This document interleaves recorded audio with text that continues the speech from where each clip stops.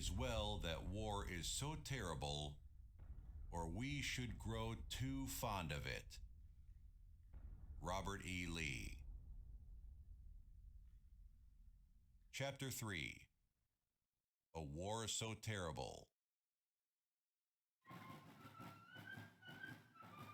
The vast bodies of American men, in companies, regiments, brigades, armies of tens of thousands strong, marched to the beat of the drum, clashing,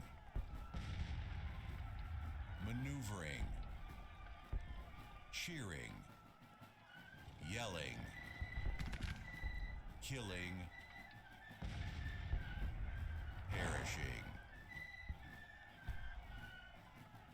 The rebellion that was to be over in 90 days in a neat showdown is now a war so terrible that America has never before witnessed such ruin.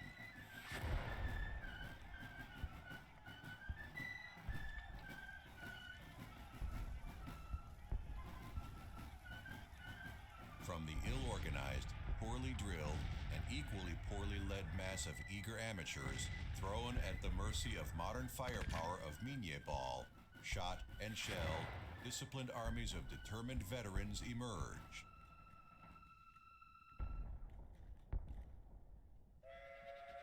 The innovations that once served bringing economic growth and spreading civilization have now been harnessed to serve this terrible war.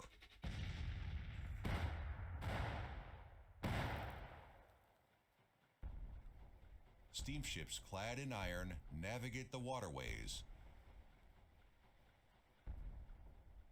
while troop movements and logistical support utilize railroads, transforming war itself from Napoleonic to industrial, providing new means of slaughter in the fields of battle with never-before-seen efficiency.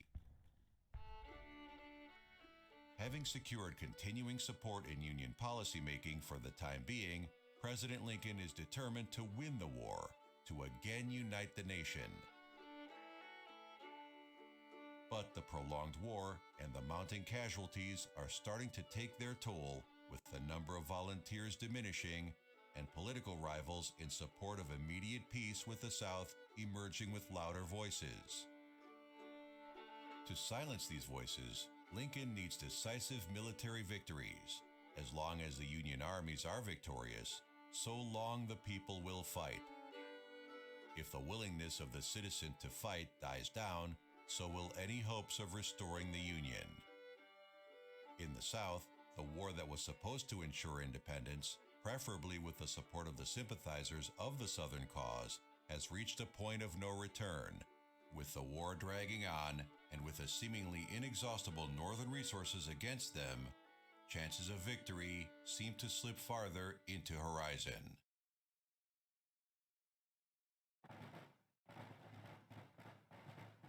For the South to prevail, decisive action must be taken to break the Northern spirits and armies, to force them to award the Southern states their independence in choosing their own destiny. That is their God-given right, even if achieving it means unprecedented suffering, want, and slaughter. War means fighting, and fighting means killing.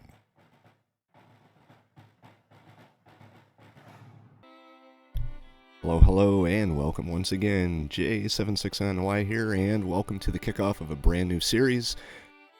We are going to be playing Grand Tactician: The Civil War as the Confederates. We are going to be starting in 1864. I'm fully expecting this campaign to be one heck of a challenge. We are facing a severe manpower disadvantage. We've got, about 125,000 down on the Union. Our Navy is just a joke. So this is going to be kind of a different type of campaign, where the last series that I did was fairly aggressive, went on the attack.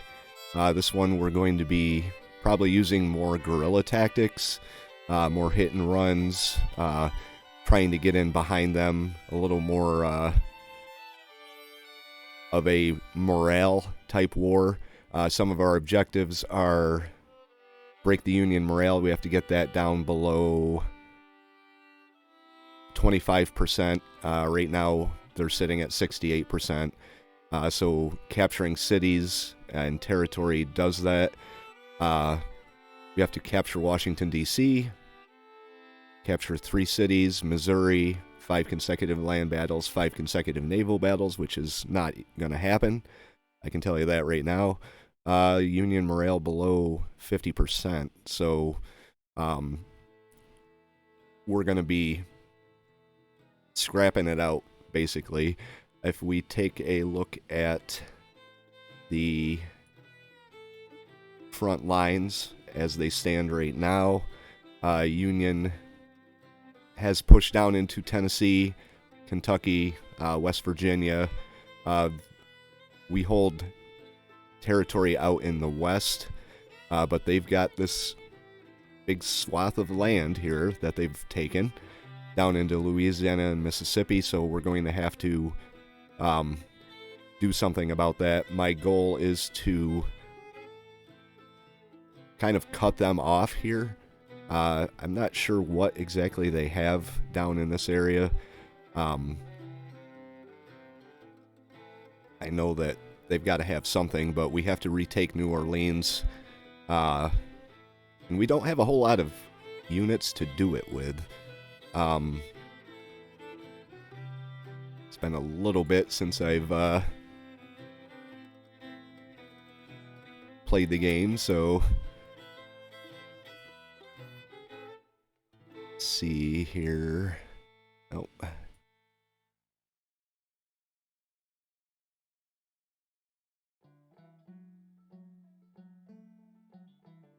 Take a look at our what we have for volunteers here.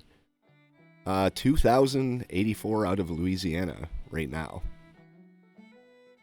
So we're not doing too good. Not doing too good at all. Our forces right now, let's see, manage army. Run off the garrisons. So we've got the Army of the Trans-Mississippi under Edwin Kirby Smith, 30,000 men. Our brigades are 3,500. That's a division. So, 1st Brigade, about 1,000 each. I'm used to being able to form my armies as I see fit and get them going and arrange them to my liking, but that's been done for me because we are pretty late in the war. So what we're going to need to do is kind of work with what we have right now. Then I'm going to get into more of the army management.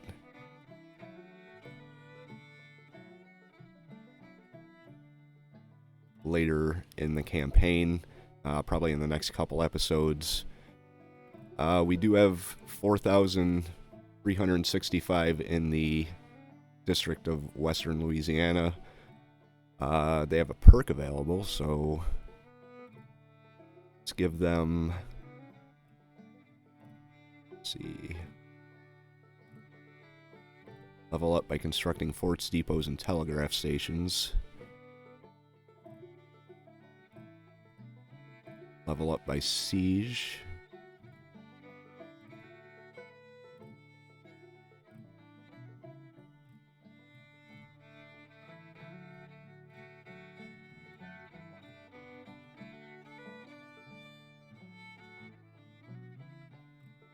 I'm just looking for what would work best with what I have in mind for our Western armies.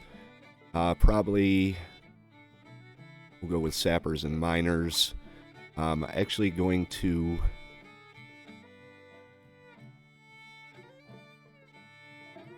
recruit for him.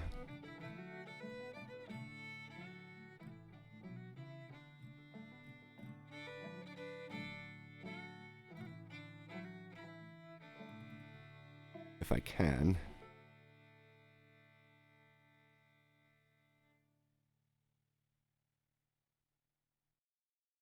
District of Western Louisiana.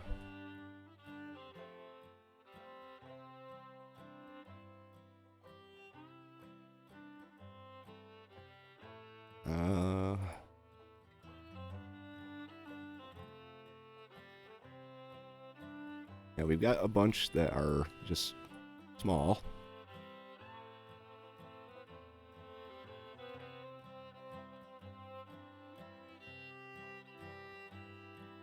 And I'm not seeing our District of Western Louisiana.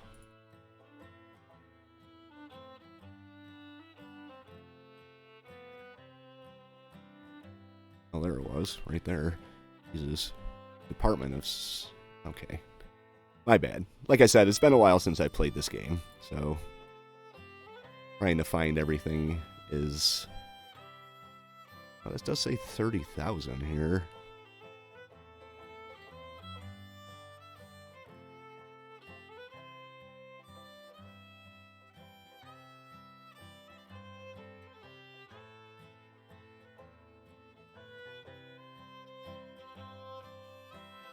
District of the Indian Territories. Cavalry. Got another cavalry corps down here.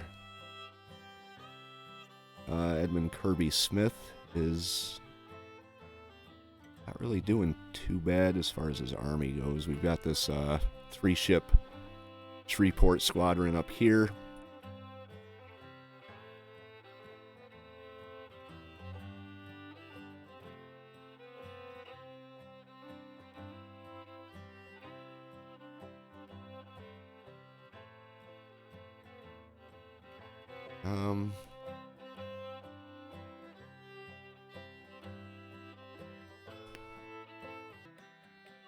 Okay, so we are going to add a new army, or a new brigade out of Louisiana. We do have several more than what it originally looked like here. So we're going to go with an infantry brigade. We'll go with 1,500 for the infantry. Okay, he's going to be... We'll add him to this.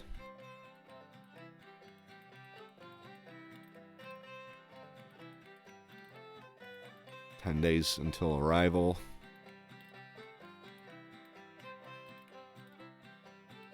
Let's see, what else can we do?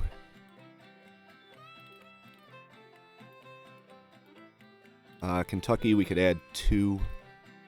Another infantry brigade to them. So we'll go with these guys. We're going to upgrade their weapons right now. They've got Mississippi rifles. 6,000 pieces. Let's see, 33. 510 plains rifles.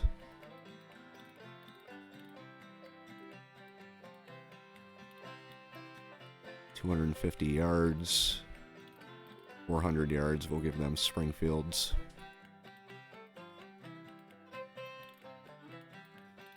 And then we're going to add another infantry brigade out of this. Okay. Root out of here. Upgrade their weapons. That, and I think there was one that I didn't. Oh, here we go.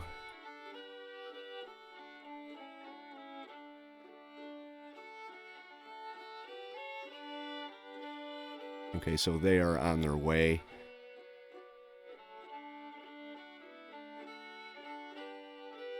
Half tempted to pull in some cavalry too for some of our cavalry divisions or corps. I think this one could use another cavalry brigade. But we're going to take a look at some of our other armies out in the field. Now, the reason why I went full bore on this one army here is because if we go back to the front lines map, they are right in a position to come across and start taking. We do have, I believe, enough forces in this area that we can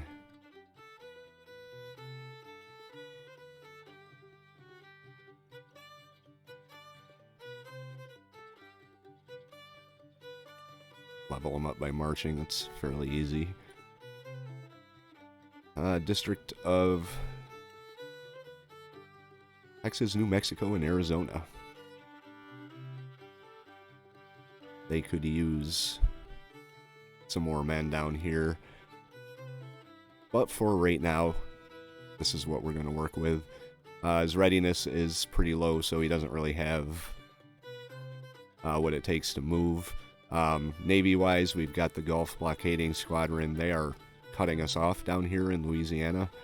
And what we have is the Texas Maritime Department with 2 ships.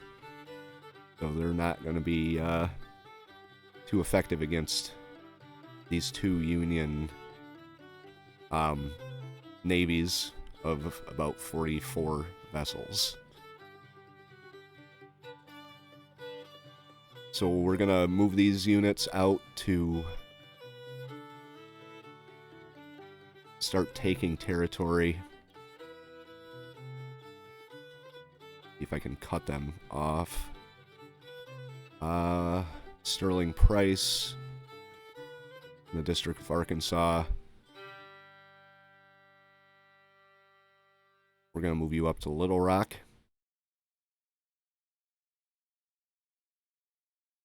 Have you take that supply depot.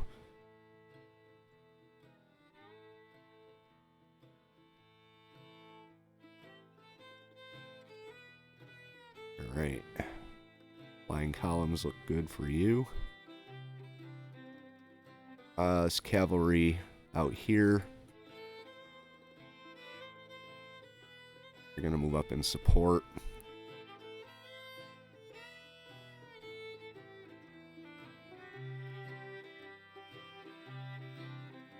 And a little further south, the Army of Trans-Mississippi. That's the headquarters unit. Cavalry here. I'm going to move you up just to the front line up there. He's got to wait for his troops to show up, but he is probably our more powerful individual unit out here. His readiness has to get up. Now that's just in the west. But my goal is to cut them off here and then retake territory down here before we start pushing north. Now we've got 3,800 under Nathan Bedford Forrest. His readiness is pretty good.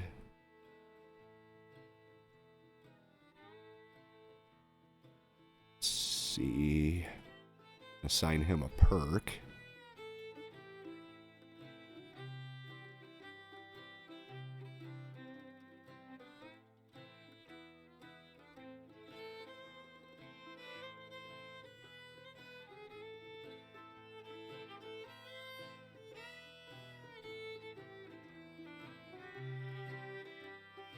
Level up by fighting in battles. Now we've got Fort Pickens garrison, 610 here. We're not going to attack them with a cavalry brigade or a cavalry corps.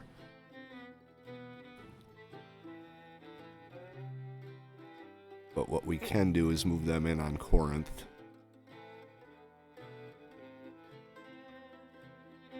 Now here is all their forces out here. What can we do? We can upgrade our supply depot here. As far as policies go, I'm going to focus my policies on manpower. If we look, got Regulars Act, 23 days, that still isn't done. Military experience down by 5. Military 2, which is active.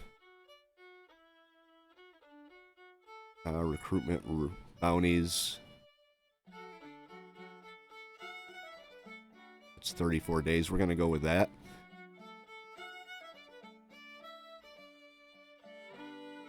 This is a lot of men we're facing here. Army of Mississippi.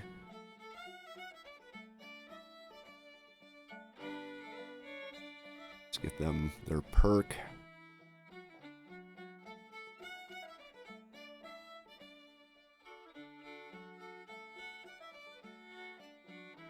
Fighting sieges. His readiness is fairly good. Let's move him up.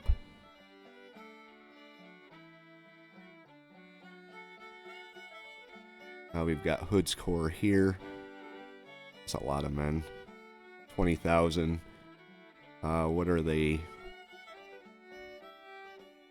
looking at in terms of what they're going to be doing?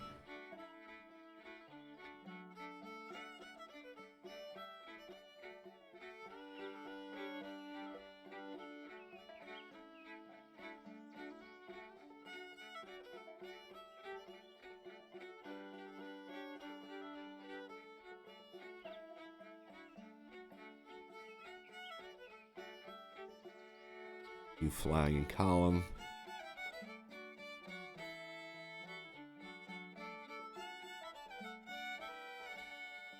Hardy's Corps.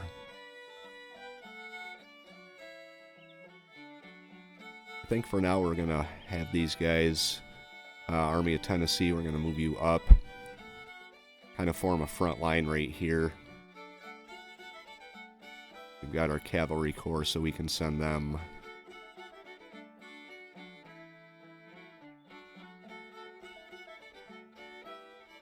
a little bit further out like that.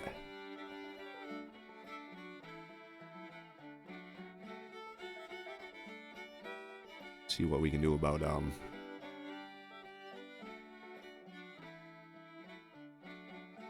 making sure they don't come any further south than what they already have.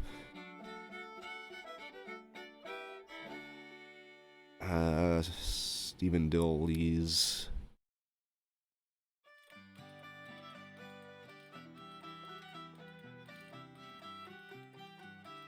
I think we have any.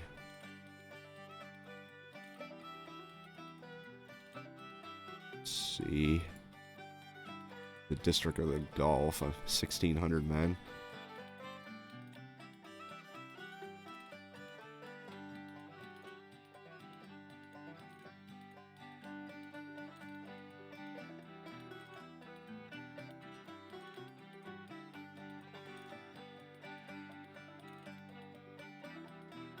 We're going to get you moving. I'm going to have you head towards Jackson, Mississippi.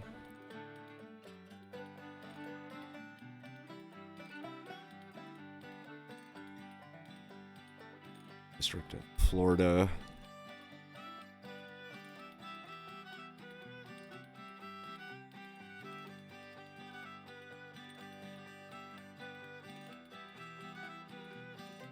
Gonna move you in towards, well, your readiness isn't that good right now. We've got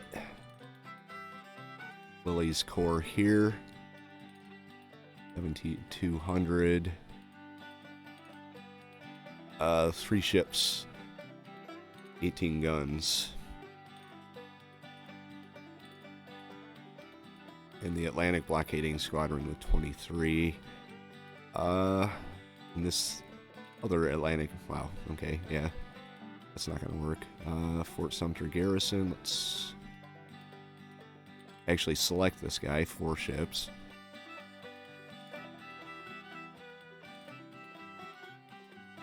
Department of South Carolina, Georgia, and Florida. I'm going to hold him in position right now. Got our North Carolina squadron here, 3 ships. Let's upgrade supply depot. And then we come to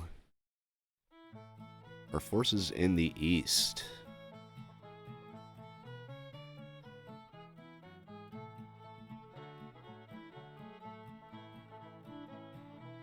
Grade you. Let's see what we're up against in the east. Albert Jenkins. Like I said, at some point I'll probably combine some of these units. But for right now, I just want to get everyone moving, so we have an idea of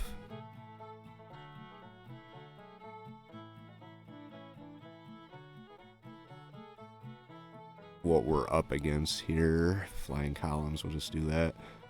Obviously, we're up against a lot, as you can see. It's the Potomac Squadron here, 26 ships. Our Navy is just so outnumbered. It's not even funny.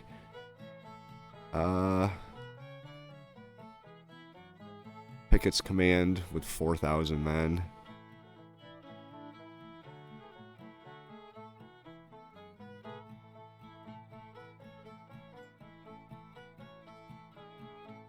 We're going to have you head down to Suffolk. Try and take that. Department. Let's get you moved up here.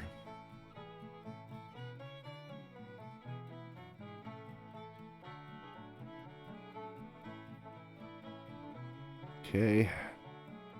Ransom's command. Got a decent sized command. I'm gonna move you up here. Jeb Stewart and his cavalry. Buell in 2nd Corps.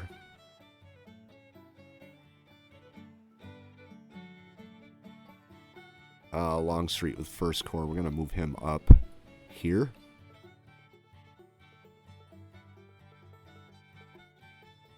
With Ambrose Hill in support. Here's our Army commander here, Robert E. Lee. Just going to move these guys forward a little bit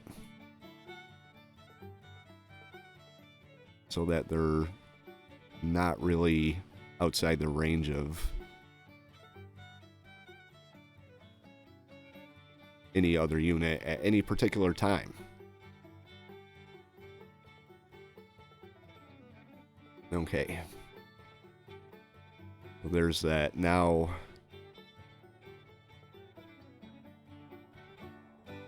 and give these guys their perk, I guess. I'm giving them all flying column just because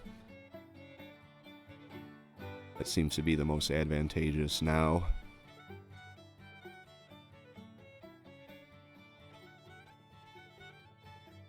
He's going to be doing a lot of moving, so we'll give the Army a flying column as well.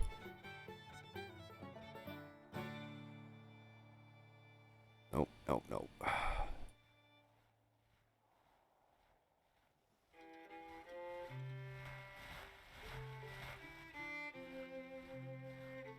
Ewell. So if there's going to be any collection of combat, it's going to be in this area here. Union does hold Grafton, Winchester, so we're going to have to retake those. As far as West Virginia goes, Charleston, Marietta, but I don't want to send anyone too far out with what we have up in this area right here, so I think my first goal is going to be to come up the Shenandoah and take Winchester back, supply depot here. If we can keep these guys in this area, I don't expect them to be inactive, so as long as we can keep them in this area, I'm willing to take some fights, but like I said, it's going to be kind of a hit and run type of thing. Mostly raiding. We do have projects available.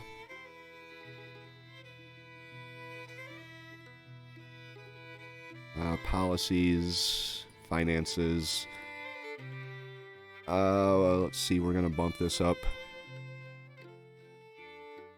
to high and put industry up one level. Now, at the end of my last campaign is when the projects became available. So I don't have very much experience with the projects that we, or anything in terms of projects, so.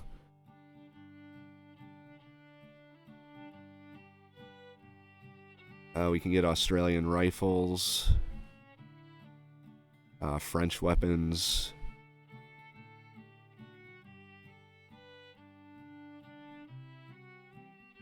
12-pound Napoleon,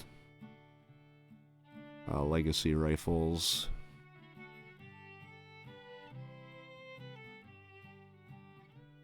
Prussian weapons. I don't think that's ready yet. Reboard muskets,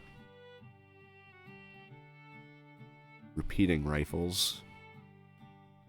That would be good for cavalry. Rifled artillery, that would be good. I'm going to go with this.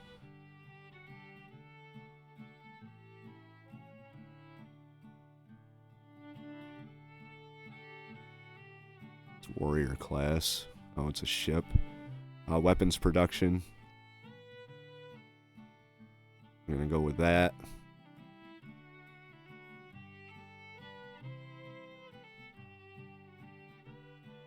Turn off auto manage.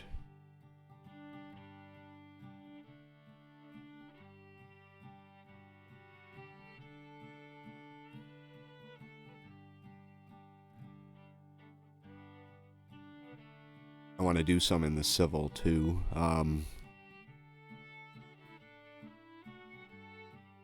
Manpower and firepower is what I'm gonna focus on.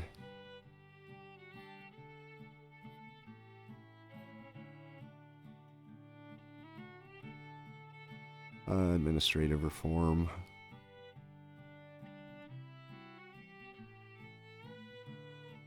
Infrastructure reform.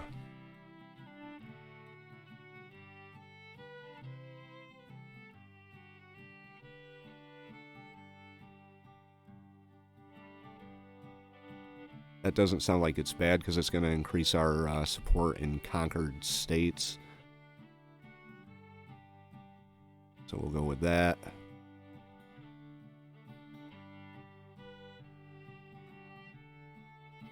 What was the one here? Medium range carbines.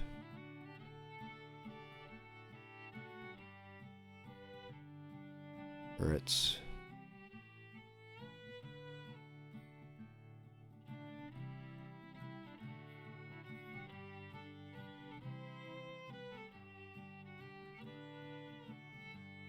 So we have to increase our diplomacy to get this one available. We do have, let's see.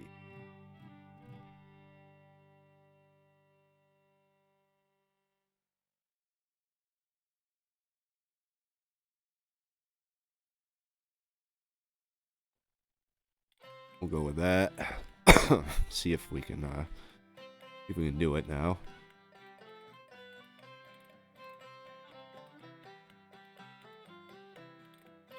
Russian weapons, still not yet.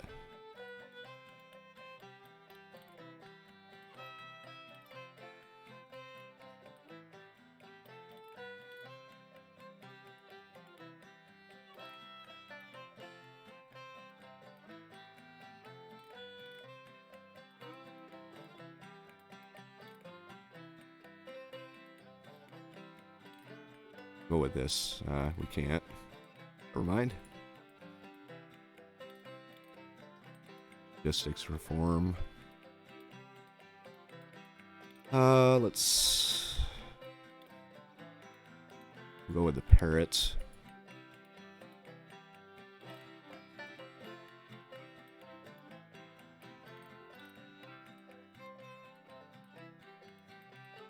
All right. Take a look at our fleets. 9 ships. 41 guns.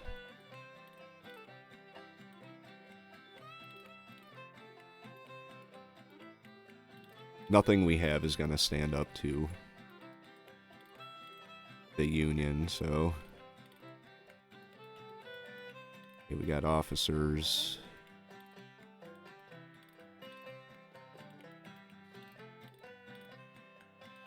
I'm going to wait to do anything with the officers until we actually see how they do. Weapons.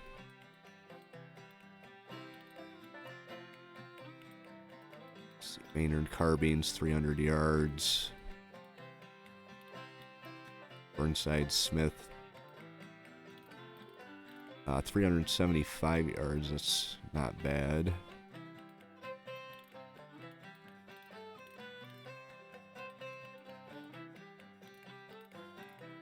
Range ordnance rifles.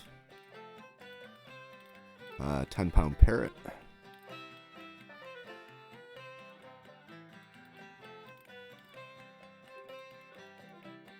Okay.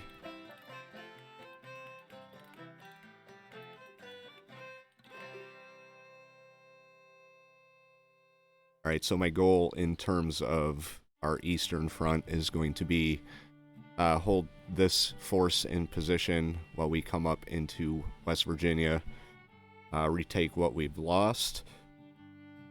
We're going to move on down into what we've lost down here in Florida and retake some of that, as well as our western force being charged with